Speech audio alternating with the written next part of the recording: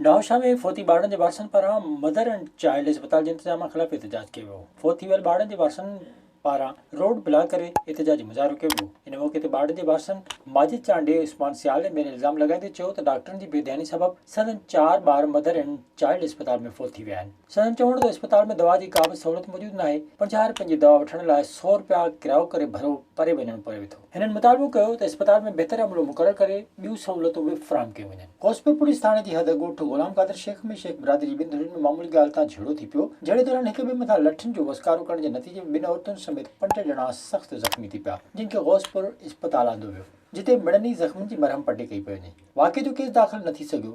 ज़ख़्मनि में जमाल ख़ातून, मोहम्मद हुसैन, माई परी, शाहिद हुसैन ऐं ॿिया शामिल हुआ। पुलिस मूजिबि वाक़े जी जांच करे रहिया आहियूं। फ़रियादी ईंदा त केस दाख़िल करे जवाबदारनि ख़िलाफ़ कार्रवाई कई वेंदी।